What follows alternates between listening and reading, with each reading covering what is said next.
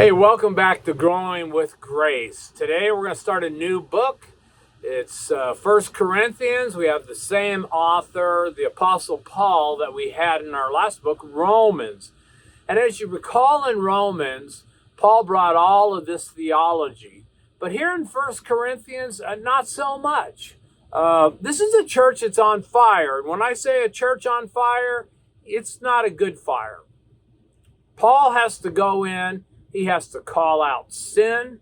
He has to address a lot of bad doctrine that's in the church. And in a lot of ways, this church that we're getting ready to talk about here in Corinth is a lot like the modern day church here in America.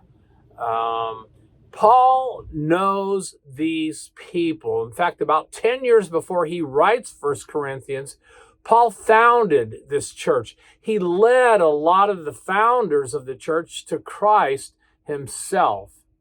So what I believe is the best part of this first chapter of 1 Corinthians is when Paul says, we preach Christ crucified.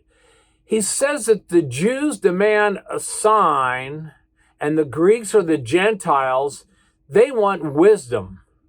Now, when the Jews want a sign, they want to see their Messiah. They want to see a charismatic military leader, a political juggernaut that's going to put the Romans back where they belong, break them free from the oppression of Rome, and reestablish them as the chosen nation of God. They're looking for a dynamic sign.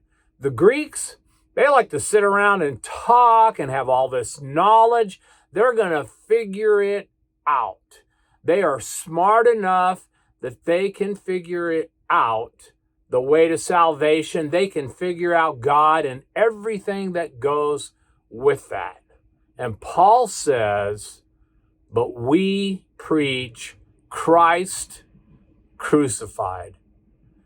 To go to the Jews and say, you want a sign? It's that Jewish rabbi that was brutally murdered and crucified, and he's cursed and he's hung on a tree. And by the power of God, he is brought back to life on the third day. Paul is talking about the gospel, the message of the cross, the good news, the euangelion, as they would use in the Greek language. And to the Greeks, they look at it and they say, you got to be kidding me. This is the way to sanctification. This is the way to redemption. This is the way to heaven. Really? It is a stumbling block. It is folly. Even 2,000 years later, here today, the good news, the message of the cross, is still what needs to be preached. May God be gracious to you today.